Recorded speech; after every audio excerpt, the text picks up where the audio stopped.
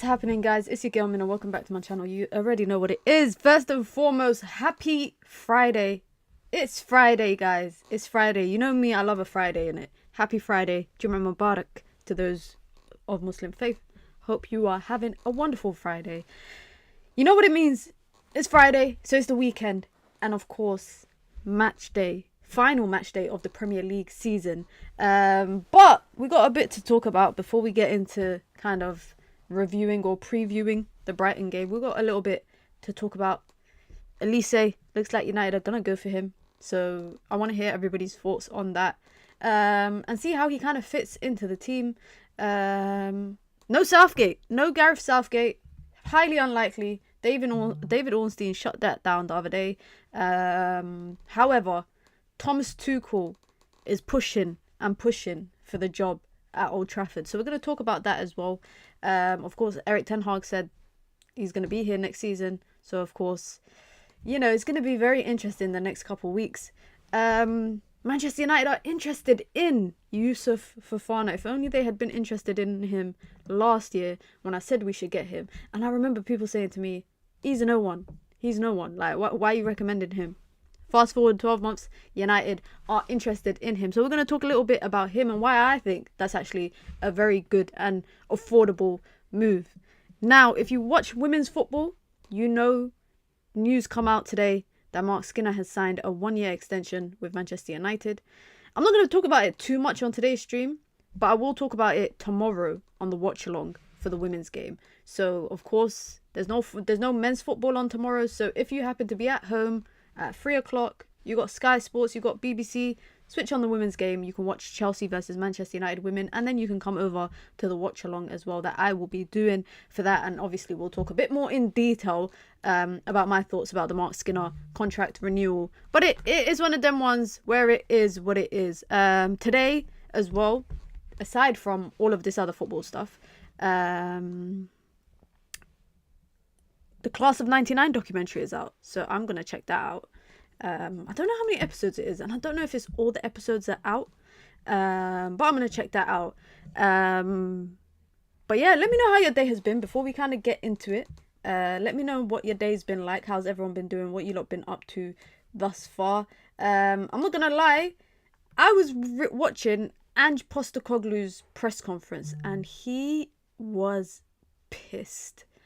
Oh my days, he was livid, indirecting Spurs fans, indirecting, I guess, the leadership at Spurs, and basically saying, like, I can't believe the way that they reacted over us, like they celebrated us losing, like loser mentality at Spurs. But it is what it is. We're going to talk tomorrow, or maybe on tomorrow evening, we're going to do a stream kind of building up to the last day of the season. We're going to talk about everything, not just United. We're going to talk about some City stuff. They could do 4 in a row. We're going to talk about Arsenal, Liverpool starting to announce their departures as well. So who is it? Joel Matip is leaving.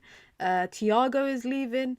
That's all people leaving on freeze. I think Mohamed Salah is going to leave in the summer. I think Saudi is going to come knocking and he's going to go. But that's a conversation for tomorrow. Big up to everyone. Tuchel, let's go. And the idea of Tuchel, I don't know. I'm not, like, from what we've been told, be sure to hit the like button, guys, by the way. And be sure to subscribe. If you want to join the membership club, you can. It's the pinned comment in the chat. You get your badges, you get your emojis, you get your custom member content as well. And you get to support the growth of the channel. Now, talking about Thomas Tuchel, I've seen reports of recent suggesting that Ineos are looking for, you know, they're not really too fussed about having a proven winner, a Jose Mourinho, a Thomas Tuchel, Allegri, them kind of managers. They're not fussed about having a proven winner. More so, they're leaning towards, they want a kind of coach that can implement a specific style of football and can manage and has good man management skills.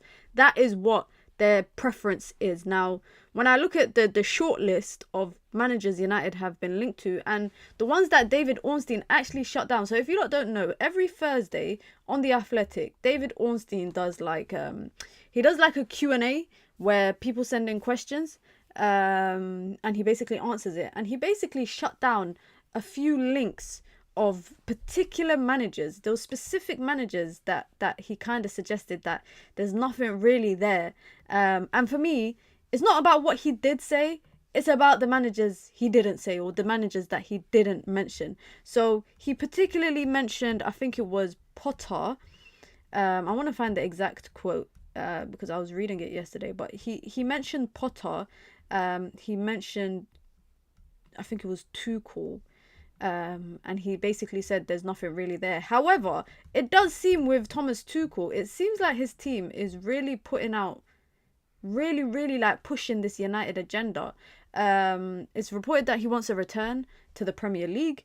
He also started his press conference today at Bayern Munich by saying that this is his last press conference as Bayern Munich manager. He then said there were talks, i.e. they were in talks, but we didn't reach an agreement. So decision of the decision of February still stands, which means he's going to leave. Now, Thomas Tuchel is lucky because at least he knew where he stood. Whereas people like Xavi, who said he's leaving, then said he's staying, and now Barcelona have decided they're going to sack him. That's kind of funny. That is off topic, but that is a bit funny. I'm not gonna lie. Thomas Tuchel reportedly, his management team are in contact with Manchester United. Now, again, this is news coming out of Germany. Is it reliable? I would say yes. If it's coming from Xavi sacked, yeah, Xavi is not going to be... I'm pretty sure Xavi will not be Barcelona manager anymore. They've announced that he's going to be leaving. That he's basically gone at the end of it. And that's why I'm laughing, because literally in the space of a couple of months, it was... Well, what was the order? He announces he's leaving Barcelona. Barcelona beg him for months to stay. Xavi announces that he's agreed to stay. Barcelona has sacked him. That's literally how his roller coaster has gone. But that's neither here or there. Let's not get sidetracked too tough. But Thomas Tuchel's team is really pushing this "we are in talks with Manchester United" thing. Like, they are really I don't think there's any other manager right now, and maybe it's because he's about to be unemployed, but I don't think there's any other manager in world football right now, or just that has been linked to the United job, that has really had his team pushing this. Most particularly obviously Thomas Tuchel, but you know, even Potter, even De Zerbi obviously came out personally and shut down the links by saying that he wants to stay at Brighton. But that doesn't mean, in my opinion, just because he says he wants to stay at Brighton, that doesn't mean he will stay.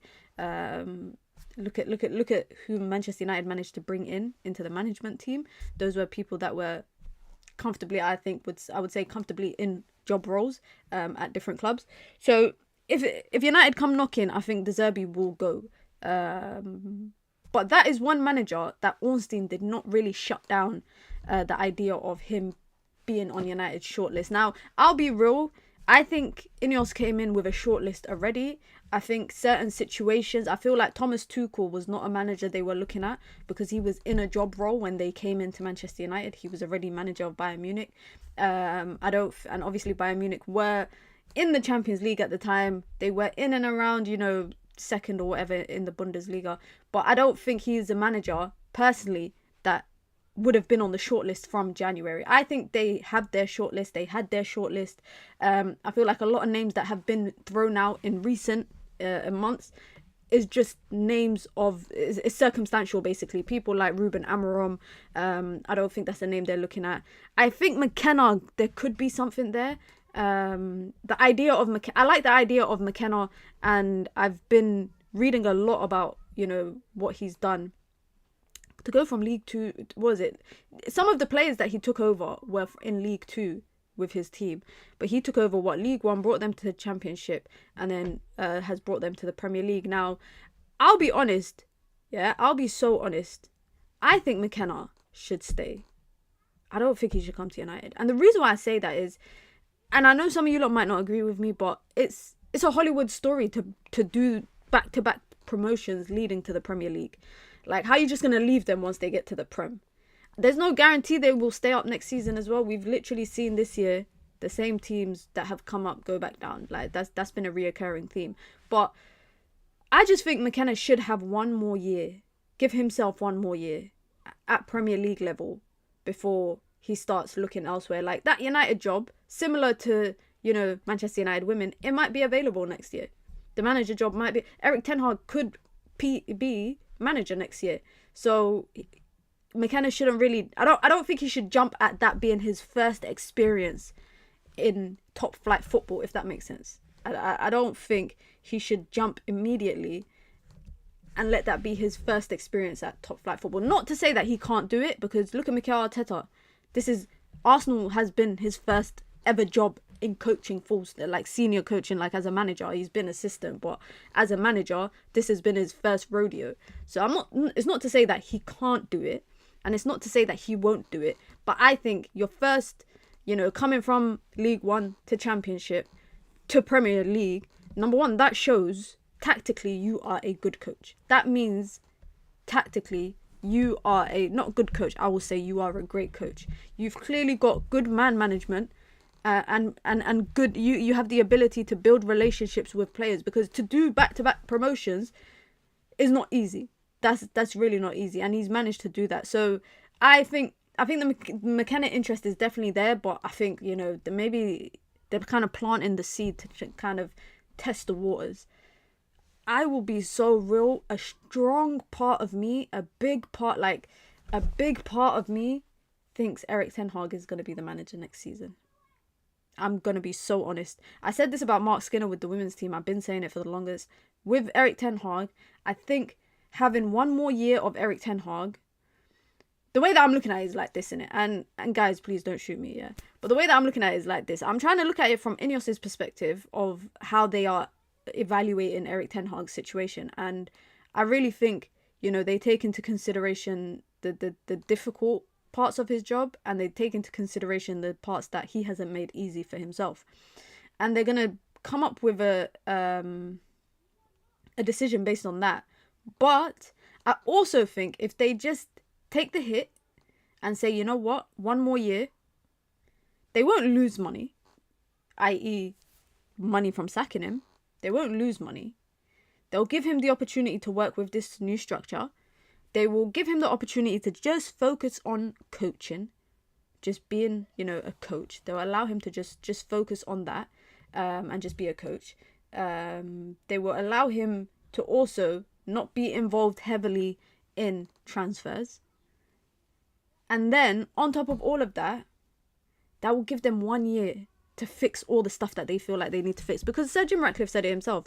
They've walked into a shithole, essentially. Excuse my language. But Ineos have walked into a shithole. They are making people work back in the office 5 days a week. They're telling people, if you work for the club, there's no more working from home. That's the small stuff. They spoke about, the situation at Carrington and how dirty it is. That is the small that is just basic standards, innit? So Ineos have a lot to do. And I think 1 year buys them time, because nothing's going to change just over the course of the summer. Things are not going to change. And also, with Erik ten Hag, I do think keeping him is more so like, I won't say low risk, low reward, but the idea of just, whilst you're trying to change everything, changing the manager as well can cause a lot of instability. Whereas this summer, it would allow, Manchester United to go out in the transfer window. I mean, they're already making moves. They've already started initial contact with Olise, and his team to try and get a transfer done. He hasn't been called up, by the way, by France, which is so funny, because I'm just like, how does he not get called up? But that's even better for United, because that means they can get a deal done quickly with Palace. And I'm sure Palace will want to do something quickly as well, because, from a financial perspective, they probably want to get the transfer in their books for this financial year.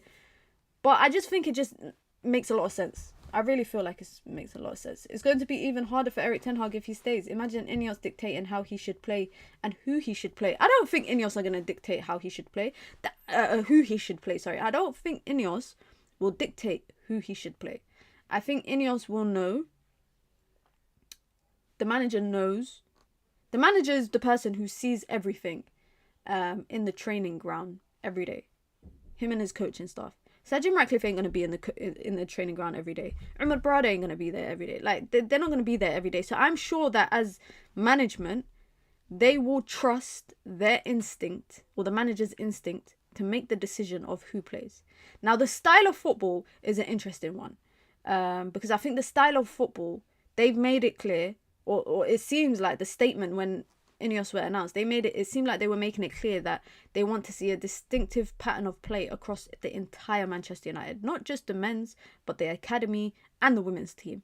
That is the blueprint of Manchester City, guys. Manchester City in English football right now is doing that right now. So I expect to see those similar patterns. It's not going to happen overnight. It's not going to happen, bam, from this season, from the next season, sorry. It will take time to be implemented, 100%.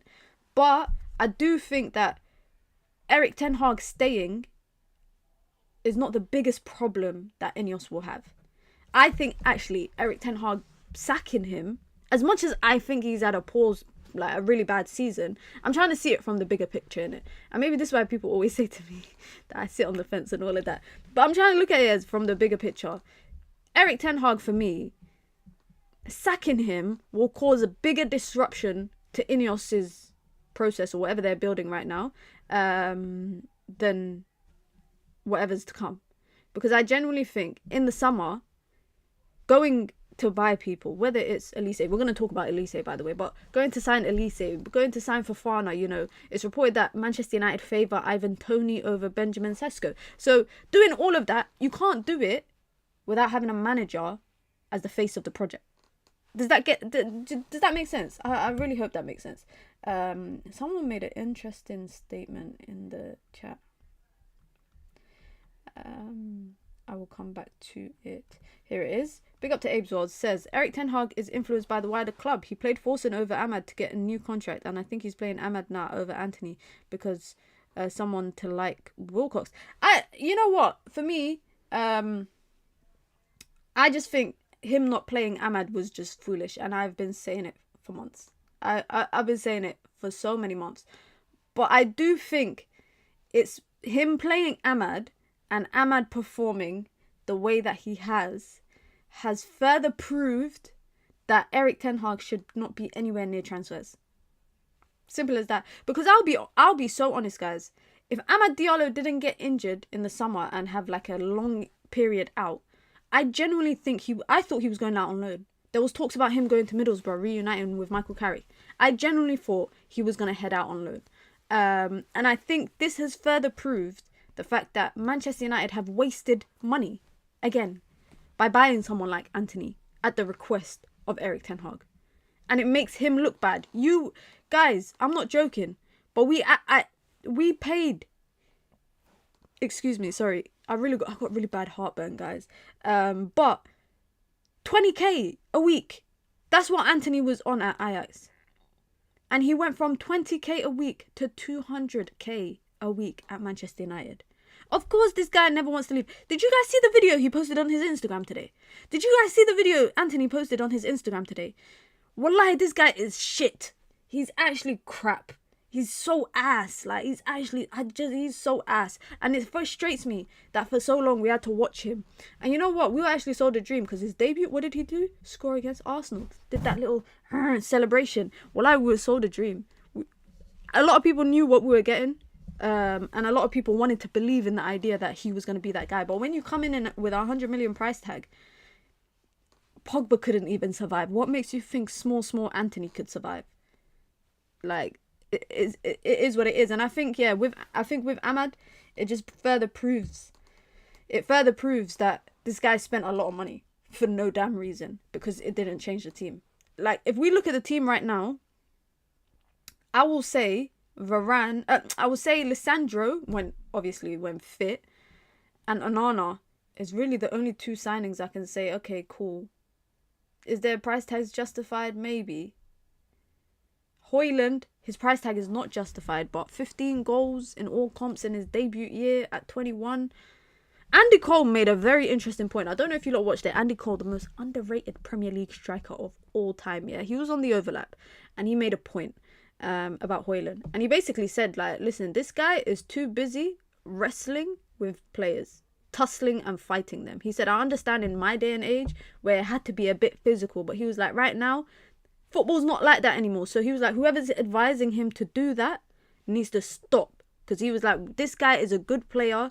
He can shoot. He can make runs in behind, etc. He needs to stop fussing and fighting and, you know, tussling with players. And I 100% agree. I 100% agree. Big up to Suleiman in the chat. Appreciate this super chat and the contribution. Says, I sold Anthony on my FM career. I'm keeping Kudus. I need to come back to make United great again on EAFC on streams, because that first guy I got rid of was Maguire and Anthony was number 2. I can't even remember what I did with Anthony. Did I release him? I can't even remember. But big up to Suleiman with the super chat. I appreciate it. Be sure to hit the like button, guys, if you've just come through. If you want to join the membership club, you can.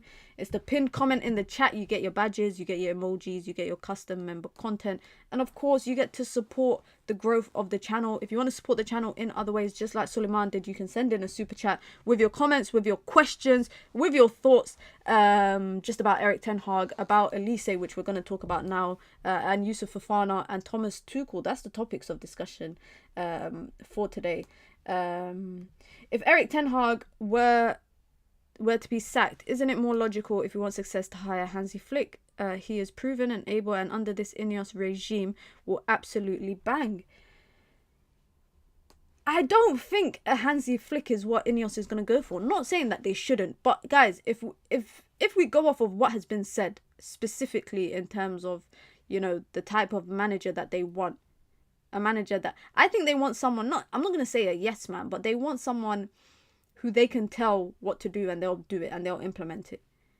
A lot of these managers, and I'm not stereotyping, but these serial winners are serial winners for a reason, because they are the top and everyone else is below them. They dictate and they instruct and they do what they want to do, and then they delegate. Whereas right now, I think Ineos are looking for a manager that has got good coaching, a good coaching style. He doesn't have to bring in the philosophy. I think they are going to provide that to him. And I think they want someone that will come in and simply do the task at hand, build good relationships with the players, not get his fingers in too many pies, i.e. Erik ten Hag was involved everywhere. I think if Erik ten Hag stays, he will also have that reduced role as well, where he's not going to have so much involvement in the academy, say, or you know, the transfers, etc, etc. He's just going to be told, focus on coaching. And I think that's the kind of manager that they want to go to. What's this Tony rumours making the rounds? It's not Tony rumours. It's not a rumour. I've been doing bad, guys, with it was reported today. I don't even know if this person is the actual source. But it was reported that Ivan Toney is the preferred striker option to Benjamin Sesko by Manchester United's hierarchy. And this is an interesting one, actually. This is because we spoke about it very briefly on yesterday's stream, but I guess we could talk about it in a bit more detail today.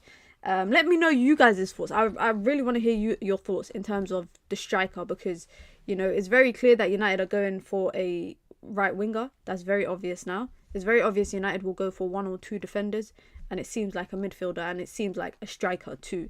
Højlund, I think Højlund would actually do well in a 2-striker system. I don't know if United will ever go back to playing with 2 strikers, especially because I feel like we've just got too many wingers, you know, Rashford, etc. And then we've got Garnacho, we got Ahmad, we got Anthony. You know, we still got Jadon Sancho to return and his decision to be made. And then we got like Bruno Fernandes, etc. in that line. Ivan Toney for me wouldn't be the worst option. I think it heavily relies on the price. If you're saying to me 70-80 million, there is no way Brentford are getting that for Ivan Toney. There is absolutely no way. However, Ivan Toney back to goal, to be I'm not saying he's like Martial, but a similar role to what Martial played for Manchester United, that back to goal link up play, very good with the ball at his feet. I really think Ivan Toney would be good for that. Premier League experience, Premier proven, he's strong, he's fast, he's good in the air, which Højlund is not.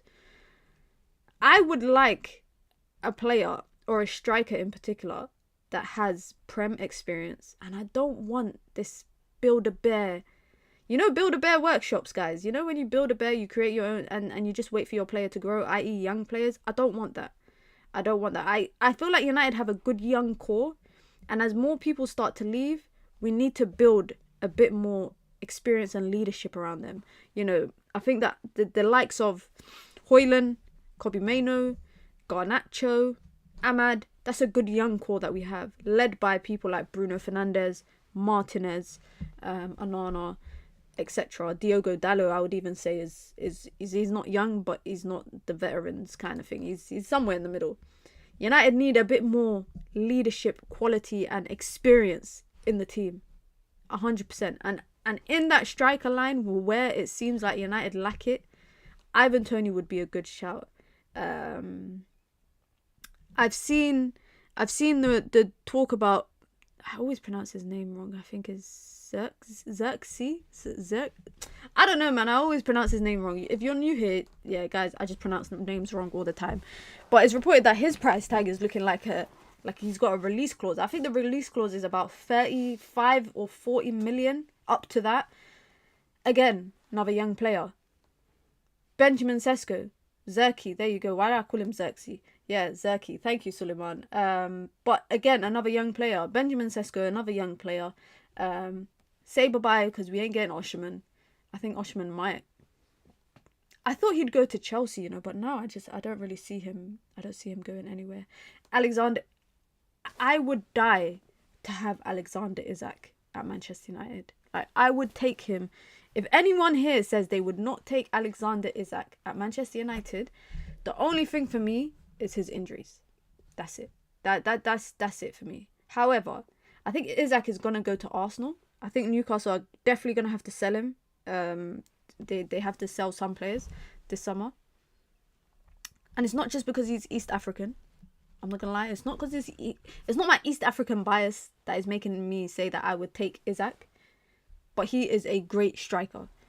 Olise has injury problems too. That's what people say until you actually look at it and you realise that's not really the case. That is his injury record is not that bad. He's only missed 8 games this season to injury. Last year he missed a bit more. Last season he missed a bit more. He missed 13 games. Before that he missed 2 games the season before that. And the season before that he missed 1. That's not a lot. And that's not reoccurring. It's reoccurring injuries across the course of multiple seasons. I think it was 2 hamstring injuries and a foot injury. When you look at, say, compare that to someone like Mason Mount, who United have signed. His injury record is completely worse than Olise. This is where I don't get where this idea of Elise's injury record, he's injury prone comes from. Because just this season alone, this is a lot, by the way. This is a lot. Just this season alone, Mason Mount has missed 27 games in all competitions, and that's not including the current injury that he has now that he's out for. The season before that, he missed about 13, and then the season before that, it was minimal numbers. Since coming to United, he has had a lot of injuries, and the worst thing about it is like, I'm not gonna lie, at least if Olise has a hamstring injury every year that makes him miss a couple games, okay, cool. Mason Mount's injuries are different injuries. They're different injuries. 1 minute it's a calf injury. They're saying at the beginning of the season it's a unknown injury, but they obviously, United, don't want to disclose it. Before that, it was a pelvic injury. Before that, ankle injury. Multiple ankle injuries whilst he was at Chelsea and Derby, etc. This idea that Olise is injury prone, just because a player misses a number of games during the season, doesn't make him injury prone. You know what my definition of someone being injury prone is? My definition of someone being injury prone is someone who misses a lot of games across the course of a season with the same injury, or someone who misses a lot of games over the course of a season because of different injuries. So 1 minute you got a foot injury, next minute you got an elbow injury, next minute it's a shoulder injury, next minute it's a knee injury, next minute it's your hamstring, next minute it's your calf. That's injury prone to me. That is someone that has injury problems. But missing a couple of games every season, or let's say you miss, United plays 60 plus games if we're in European football, yeah. 60 plus games. If you miss 8 of those games, you just described Olise. I have not just described Olise. I literally just said Olise has had a hamstring injury this season. He's had a hamstring injury last season. That's it.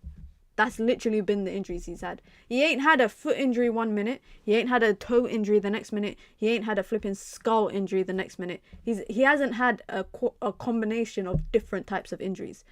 That's not injury prone. Now, Olise would be injury prone if he missed 30 games in a season because of a hamstring injury at different times, i.e. 10 games at the beginning of the season, 10 games in the middle, 10 games at the end. That's injury prone because that's a reoccurring injury throughout the entire course of the season. But he hasn't had a reoccurring injury across the course of the season that has made him miss games at different times of the season. It's been one chunk that he's missed. And that's it. However, the only thing for me is like with Olise, what does that mean for Ahmad? What does Olise come in mean for Ahmad? What does it mean for Garnacho? What does it mean for Anthony? Because if you're telling me that Olise is coming to Manchester United, he's a star. He's a star. And if United are already making the moves and they're moving the chess pieces around to get the move done soon, i.e. like as soon as immediately as the transfer window opens, United mean business in it. I think they mean business. However, what does that and that's one thing that I want to know, because at one point, 4 years ago was it, United went and brought a young talent from Atalanta's academy, paid 37 million, yeah, which is including add-ons, of course. Maybe the add-ons can explain why he hasn't really played much, but 37 million including add-ons to then just sell him 1 year before his contract finishes. I don't get that. I really don't understand that. Garnacho went through a, I would say, what's the term? Accelerated pathway to the first team. Because he went from barely playing last year to playing 30 games in a row this year. Another player who, again, what does that mean for him if Olise comes to United? Because if you're telling me United will have options of Olise, if you're telling me Olise, Rashford, Garnacho, Ahmad, Palestri, Sancho, Anthony, that's 7 players fighting for 2 spots in the team. That's 7 players fighting for 2 spots in the team. Anthony, out of the ones that I named, I think Sancho will leave. I think Palestri will leave. Anthony, I'm not too sure, because who the hell is going to buy him? And then it's Ahmad, Garnacho, Olise, Rashford. I think Rashford might leave. I already said it. I think Rashford might leave. United going for Olise, I just think they also want to prove a point this year. I think this summer Ineos want to prove a point. They want to say, like, listen, we're serious about business. We're getting business done early. We're not getting fleeced. Reportedly, United value Branthwaite at 55 million and they're not going to pay anything more than that. I for once feel 100% reassured that might actually be the case. Like, if Everton asks for 70 million, I think United will walk away. The way that Atalanta asked for 72 million and United just paid it, I think it'll be the same as well. Oh yeah, I forgot about Greenwood as well. I don't think Greenwood's going to be sold. I think he's going to go out on loan again. For some reason, I have a feeling, yeah, I think he might go out on loan again. I don't think they're going to sell him until they get, what the hell? Let me see what the chat's saying. Some people, you don't seem to be really against the idea of Olise.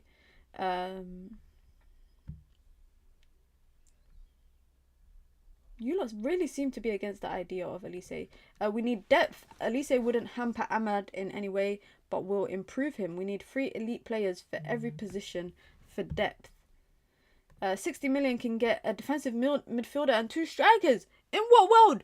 In what world are you getting 2 strikers and a defensive? In what world are you getting 3 players for 60 million? Is this what, Poundland? Are you getting it from Poundland? Where are you getting that from? Because I know Youssouf Fofana's price tag is 25 million. So say we get Youssouf Fofana for 25 million. 35 million is buying us 2 strikers. What, me? Maybe I could play up front for 35 million, because there's no way you're getting a prem level striker for 35 million. two strikers for 30. Is it buy one get one free? Is it? Are we going to RB Leipzig and paying 35 million and we're getting Sesko and Openda in, both of them? Buy one, get one free. That logically, that makes no sense, but big up. Big up to Wajid says both times have been his hamstring though, and that 21 games over 2 years. That's true. That's true. And it is reoccurring injury. Minna and Marcel on a free. You don't want to see me and Marcel up front. You know, from Timu.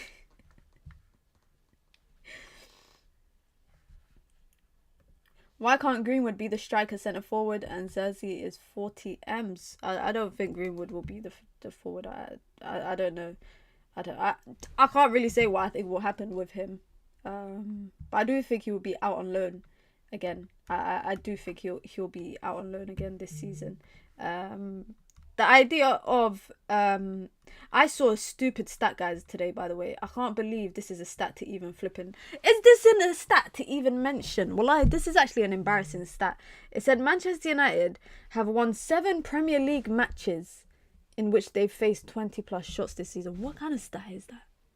This is the joint most by a team on record, along with Charlton Athletic in 2003-2004. What kind of stat is that? Okay, so in a game where we conceded 20 plus shots, we won 7 of them. Like, sometimes this is why I'm always big, by the way, guys, on eye test. This is why I'm big on the eye test, and for us to go on eye test and not stats, because you'll see that stat and be like, wow, what a stat. We shouldn't even be facing that many shots in the first place. We actually should not be facing that many shots in the first place.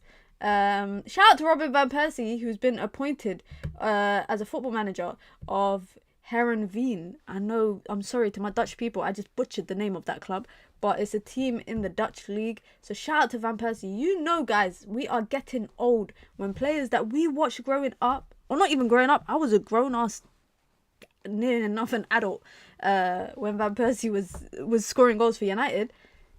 When they're managing now, that says a lot. That says a lot. That just shows age. Quick question. If you have seen, I'm not sure if you guys have seen, but it seems like the Premier League are talking about the possibility of A, getting rid of VAR, or B, automating it. Harry Maguire was asked about it, and he was asked about the automated offsides, for example, and he said automated offsides are coming in next season, and hopefully that will improve it. It will make things quicker. Talking about VAR, he said, I think it's going to divide opinion, and a lot of people want to keep it. Equally, the popular thing at the moment is to say get rid of it. It probably needs to be done better. What I don't understand, right, and specifically speaking, when I'm speaking about like the Premier League. Why is it only the Premier League that just can't do stuff properly? Because everywhere else I watch VAR, it's done correctly. I mean, I watched it at the World Cup. I watched it at the Women's World Cup. Automated. No problems whatsoever. Although I still question whether the ball actually went out. Was it Korea when the ball went out on the sideline? Well, it looked like it went out to me, but apparently it didn't, and I think they ended up scoring. But the idea of an automated VAR system, and it's reported that UEFA and FIFA are looking into, listen to this, guys, they are looking into having the option twice a game, 2 times every game, to challenge a VAR call. I'm sorry, but what the hell is this? This is literally American. They're Americanizing the sport. This is NBA, NFL settings. Because why should managers should not have to challenge a call, because they should have full reassurance. They should have full reassurance that the refs know what they're doing. The fourth officials know. The VAR assistants know what they're doing. They should. But the fact that you're giving managers an opportunity to challenge your decision making just shows that you do not believe in your calls. And you do not believe in the standard of officiating. I hate VAR, I'm not going to lie. But if it was done properly, it wouldn't bother me. I think the biggest thing for me is the inconsistency. Especially as United fans, you guys know the inconsistencies. throughout the season against Manchester United when it comes to VAR calls, and it's actually been across multiple competitions because it was in the Champions League this year, Europa League last year. I don't know if you'll remember Real Sociedad, the handball that went against Lisandro Martinez. There's inconsistencies when it comes to VAR, so there's no point having it for me. Don't tweak it, because it's still going to be nonsense. It's either do it properly or just don't do it at all. Don't be adding extra add-ons where managers can challenge twice a game and they can challenge a call, and if the call goes correctly, i.e. it's in their favour, you know, it doesn't happen, i.e. a penalty or offside or the goal stands, all of that kind of stuff. But additionally, if you were capable of doing your job, you wouldn't have to offer that benefit to managers. They're creating more and more drama. Literally, they just want more animations from what's his name, Pep. Pep is so fun. That guy makes me laugh so much. Scrap VAR. It cost us more points this season than saved us any. VAR is annoying. Interesting comment here from Courtney. Says Erik ten Hag to stay at least one more season. For me, Tuchel can go Barcelona or somewhere else. Not a fan. A manager who's not even professional on the touchline is not who I want as my club manager. What do you mean when you say he's not professional on the touchline? Well, what do you mean by that? Automate these things like the Qatar World Cup. Exactly. They've got all this money to automate systems. Do it. But then again, that just basically takes the VAR officials out of the job. And I'm not for, you know, unemployment. But some of them deserve to be unemployed. I'm not joking. Big up to Colin. Says, good evening, Mina. Actually, it's evening here in Kenya. Big up to everyone in Kenya. Shout out to all my people in Eastleigh. We need Olise and Watkins, of course, to help out Hoyland. And VAR Klopp said it's the officials, not the VAR, so it must go according to him. Klopp is just a miserable guy. He's just a miserable guy. Before we wrap up the stream, guys, let's quickly talk about Brighton. I mean, is there much to talk about? Do you think De Zerbi is auditioning for the job role? Because you see, De Zerbi's the only coach, I think, that has been linked to the job that just shut it down immediately. I feel like he's the only, I feel like Thomas Tuchel's team is really, you know, laying the foundation out there. Ten Hag's team has been putting out the idea, you know, a couple months ago, you know, if Ten Hag wants to know where he stands so that he can basically get a move on, all of that kind of stuff. De Zerbi's the only one that just shut it down straight away. Like, immediately after these links, I think it was a couple weeks after, in a press conference, he was talking directly to Brighton fans and was like, I love this team, I love the stadium, I love the fans, and I'm going to do everything I can to be here next season as well to basically continue my job. Now, I'm not going to lie, guys, if United come knocking, people will go. And we've seen it time and time again, especially in recent months with Ineos. But really and truly, what the hell does it change if United win? Like, I'm not joking. If United win, what does it change for us? Nothing. It changes nothing unless Newcastle lose by, like, I don't know, 27 goals for us to go above them on goal difference. There is mathematically no way that United will finish 7th. So it's safe to say that even if we win, we will finish 8th. West Ham will not finish above us if they win. Obviously, West Ham got that big game against Manchester City. Does it is it the worst thing? But aside from form, because you don't want to play a cup final having not played a game at all. Young players, should academy players play? Should we see people like Forson? Should we see... Ugh, this guy, get out of here. Hussam, hit the road. Hit the road with your manager, with Thiago, with Matip. Yalla, go. Saudi Arabia is waiting for you, bro. Go join Mohamed Salah there this summer. Liverpool are going to be in the mud, inshallah, next season. And I will be here and I will be on your streams to laugh. But big up to Hussam. That's my bro right there, man. Big up to him. But quick, back to the drawing board, guys. There's really nothing to gain from the Brighton game. You might as well give 251, 252, 253. Give new players their debuts. for the club. Give new youngsters their debuts. Start Wheatley up top. Start Wheatley up top firstly. Let Højlund have some rest. Maybe bring him on late second half. Get some legs in him before the FA Cup final. You know, let people get to full match recovery level. I'm talking about Varane, Lisandro Martinez, etc. Maybe that could be a game for them to play. I really wonder if we'll ever actually see that backline ever again because Erik ten Hag did say Luke Shaw is very, very, very unlikely to play in the FA Cup final. So I think that backline of Luke Shaw, Varane, Martinez, and Dalot is kind of off the books. But that's not to say we might not see Dalot, Varane, Martinez playing. I would actually play in the cup final. I know this is a whole week away, but I would actually play Martinez at left back, guys. I'd actually play Martinez at left back. Maguire and Varane backline. I'd play Maguire left centre back, Varane right centre back, and Dalot. And I don't know. Maybe that's a bad idea. Yeah, guys, relax with the caps, please. Yeah, because it's really hurting my eyes as well, guys. Please relax with the capital letters. Some of you lot permanently is stuck on caps lock. How's Brandon Williams doing? Couldn't care less.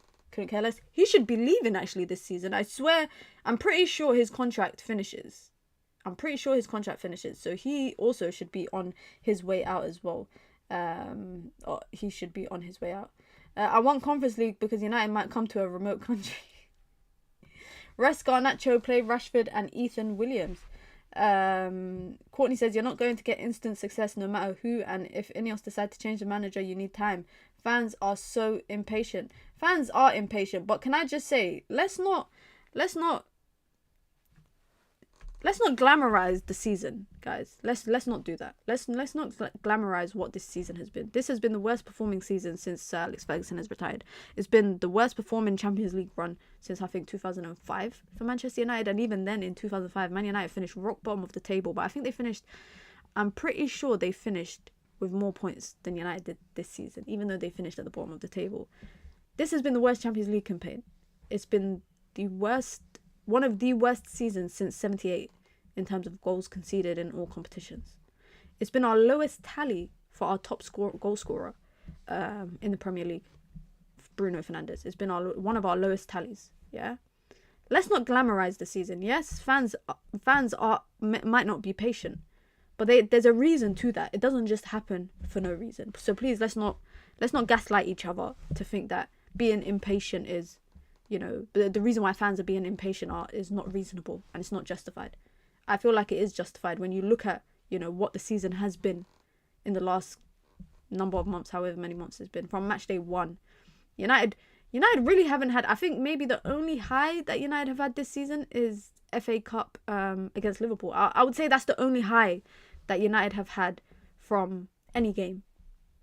And across the course of a Premier League campaign, with 37 games in, can you not tell me 5 games that has been highs?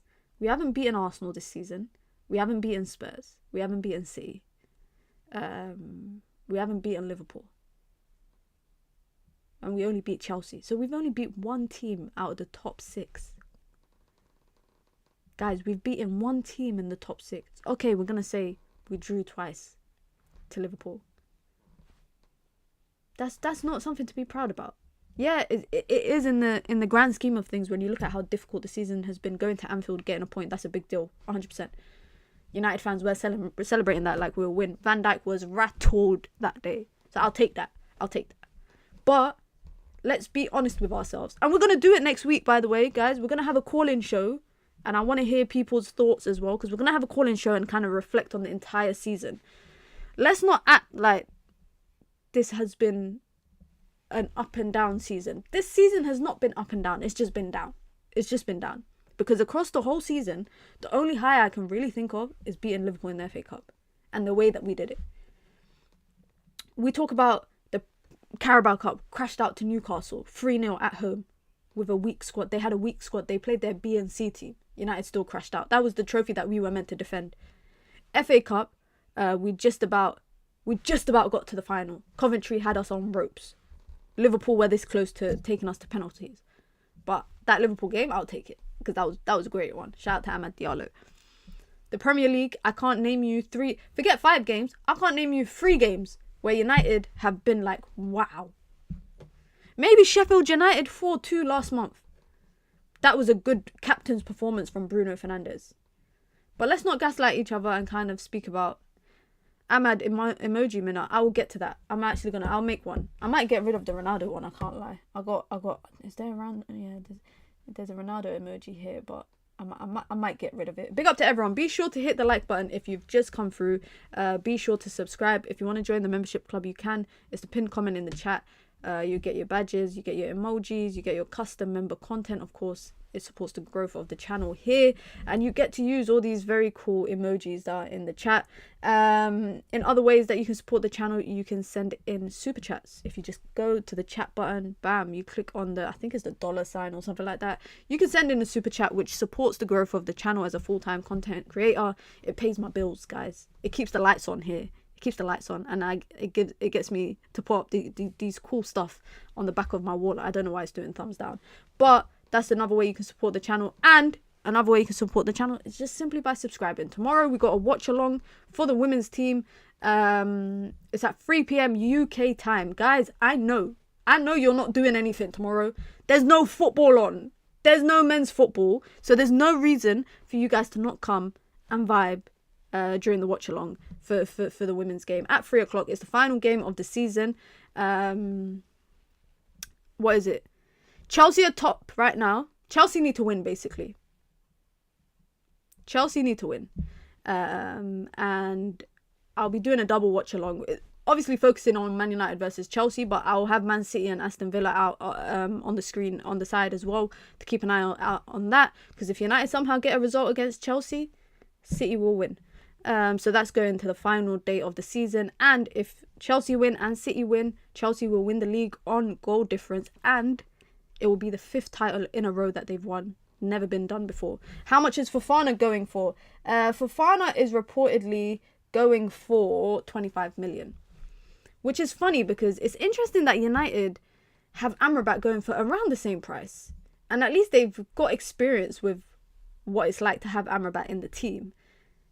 But if they're looking in the direction of another player for around the same price tag, it says a lot. It says a lot. Now, they are quite different.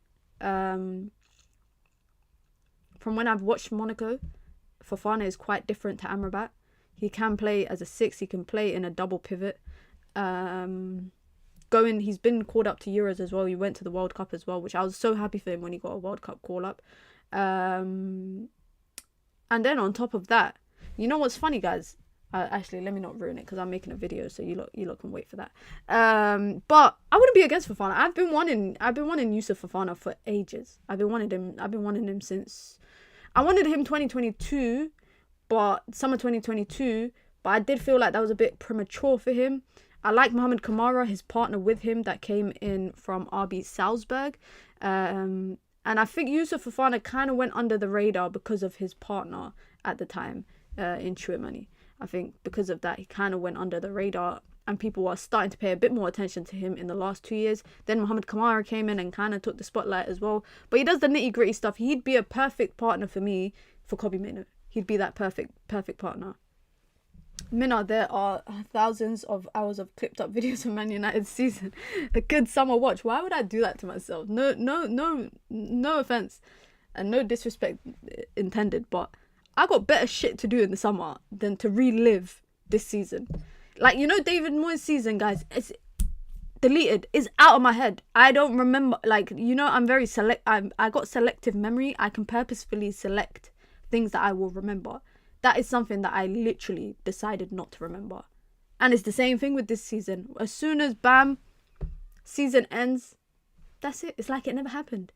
It's like it's never happened. Because from time, I cannot think of one good game in the Premier League that had me standing up and applauding. I can't. We need to have a laugh along. Should we do that, guys? But then Top Reds might say that I'm basically just using the downfall for that. Should we do a watch along, guys, where we just watch together the highlights of United's season and just laugh back at stuff? Because I'm sure I got stuff to laugh about Casemiro. I'm gonna laugh hysterically Anthony's stupid celebration against Newport County. Was it Newport County that he celebrated against? I'm going to laugh at that. That one I'm going to laugh like I've never laughed before. What's it called? I'm going to laugh at Casemiro's errors. I'm going to laugh at Onana's blunders. I'm going to laugh at, how many times Rashford ran down a blind alley. Garnacho shushing the fans against Copenhagen. There's actually a lot of stuff to laugh about this season. There is actually a lot of stuff. I shouldn't laugh, but Kobe Mainoo, I think it was against West Ham, his little error. That we can laugh about that because the season's over. Anthony bringing out Sonic the Hedgehog and telling us that his wife is pregnant like we care. Putting the ball under his shirt and getting the Sonic thing. How long was that Sonic in the stadium? Guys, honestly, this is a genuine question to everybody. Yeah? How long do you think Anthony had, and how many Sonics do you think he had around the stadium, depending on what side of the pitch he scored? That has to have been, that was probably so wet as hell because it probably rained on it for the last 6 months. It's probably rained for the last 6 months on that Sonic toy because there's no way he put it there before the game. There's no way that he put it there before that game. That had to be there for 6 months. Someone check. I need to go and do some research. That's going to be my research for the weekend. How long was that there? And how many do you think he made? Do you think he was carrying it in his backpack to every stadium that United were going to this season, waiting to score? That Sonic toy has travelled more than a lot of us have travelled. Because that Sonic toy has travelled up and down Europe. That Sonic toy travelled so... The mileage on that Sonic toy is hilarious. Because, oh man, it makes me laugh when people do that stuff, innit? Like Aubameyang, for example, when he did... I think it was was it the Black Panther celebration? Or like Nkunku when he puts a balloon somewhere. Those celebrations make me laugh because how do you know you're scoring on that end? Are you telling me you put one on each end just in case you score? How do you know you're going to score that game? So do you put it there every game? Like, I'm always curious to know that kind of stuff. But for me, I'm more riled up because it's Anthony. If it was anybody else, I wouldn't be that fussed about it. But, I feel like with Anthony, and this is why I kind of feel bad for him sometimes in a way. I feel like he could just breathe and people would just be like, oh, why is he breathing? Like, people would just be annoyed about him. And I'm not going to lie, Erik ten Hag put him in this position for buying him in the first place. But that is actually funny. A cringe along dedicated to Erik ten Hag. A balloon subscription on Amazon instead of a one-off purchase. Guys, I actually might do a laugh along just to reflect on the season. You know what I'm going to do? I'll do a stream where we rank the 10 funniest moments of the season, basically. And it could be like mistakes that players have made. It's just stuff for us to laugh about now. Erik ten Hag presser watch along.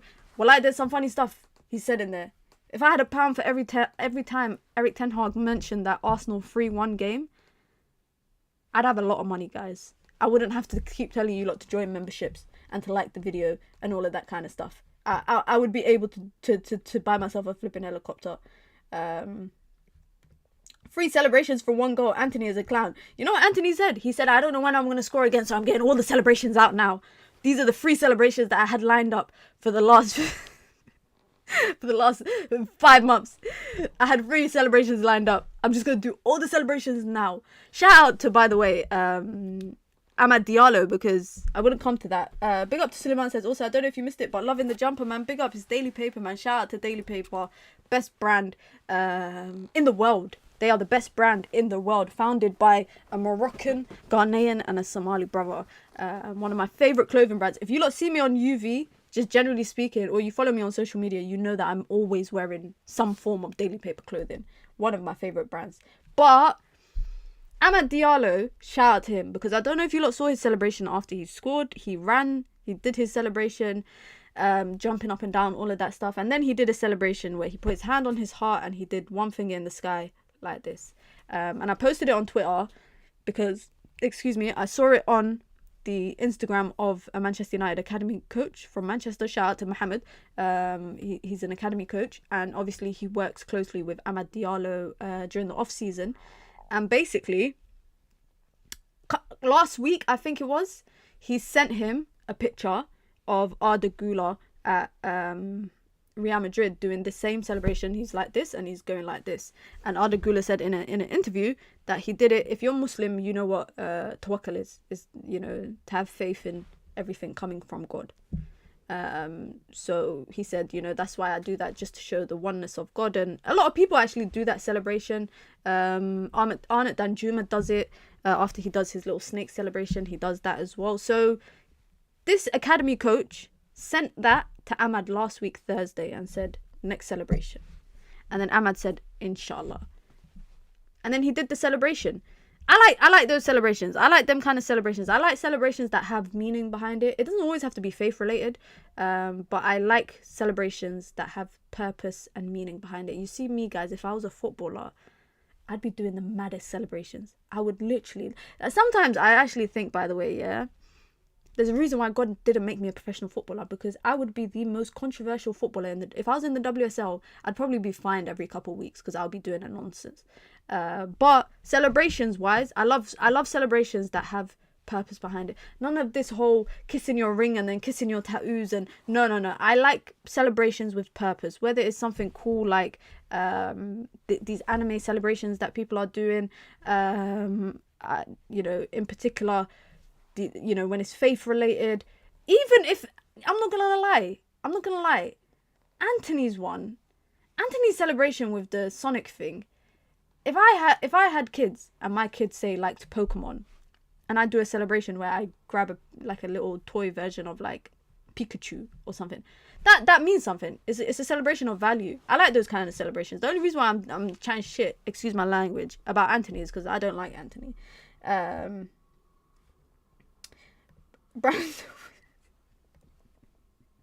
can't read that, Ridwan. I can't read that.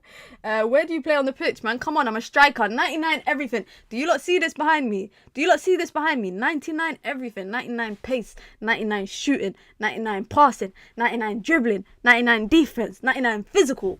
Come on. I'm 99 everything. Don't put me in the box because I'm a goal scorer. I'm a goal poacher. Wallahi, you don't have 99 pace. Don't say wallahi, man. Take it back. Say astaghfirullah, bro. Well, you're gonna have to fast for 3 days for saying wallahi when you're lying. Allah don't like liars, bro. We don't like liars over here. Vardy was cold with the celebration. Yeah, Jamie Vardy always had nice celebrations. He had nice celebrations. Who was it when he scored against? Was it Wolves that he scored against? And then he did the Wolves celebration. He'd done like a Wolves celebration. Who was it? There was someone he scored against that he provoked the fans. I can't remember. But my favourite thing, yeah. Oh, bro, the best celebration. My favourite celebration. Yeah, my favourite celebration. Wayne Rooney's boxing celebration. Just for the context behind it. You see, I like celebrations, guys, that have context and purpose behind it. Like I said, none of this whole kissing your ring. I don't care if you love your wife. I don't care if you love your husband. I don't care. Stop kissing your ring and stop kissing the tattoos of your kids' names. No. Give me fun and cool celebrations. That Wayne Rooney celebration after the boxing video came out of him getting knocked out and then he scored that day, that weekend, and then he ran and did the celebration, bah, bah, bah, and then he fell backwards. I told you guys, I like that. I like celebrations with purpose.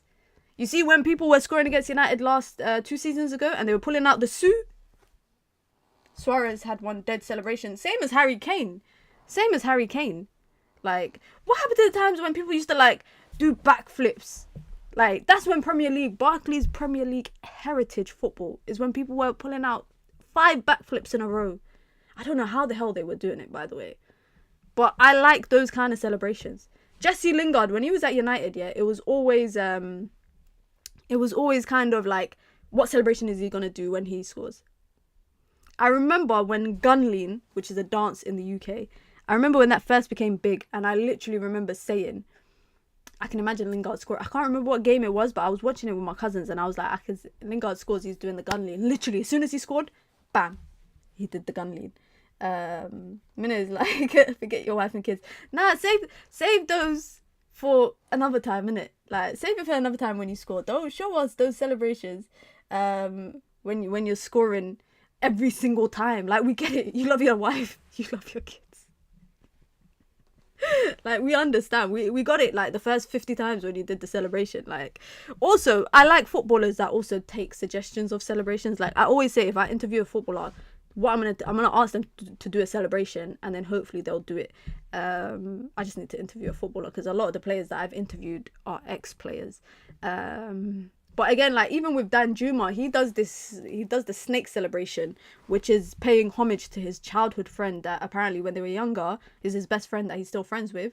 Apparently he was so good at football that he used to like dribble through people, and they used to call him a snake. Like, he used to slither like a snake. So every time he scores, he does that by paying homage to his boy, which is, I hate the griddy.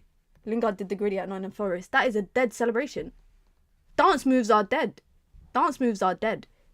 Me, if I was doing a I would be fly kicking the corner flag. Like, I would literally go and boot the corner flag. Even, like, I was watching a clip today of Troy Deeney when he scored. Where was it? Watford versus Leicester. I think it was Watford versus Leicester. It's like 12 years ago. I think it was like a long time ago.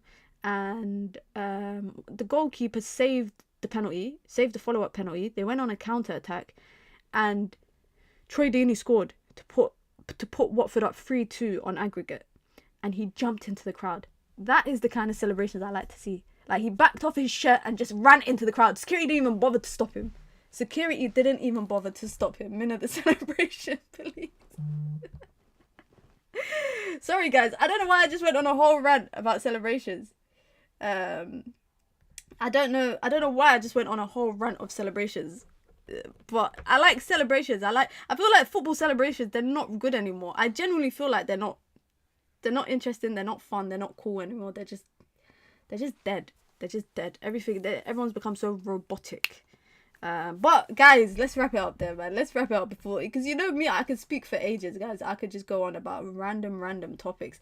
But big up to everyone. Be sure to hit the like button. Be sure to subscribe. We will be back tomorrow, 100% with the women's watch along for Manchester United versus Chelsea, 3 p.m. UK time. The game is on Sky Sports if you are in the UK.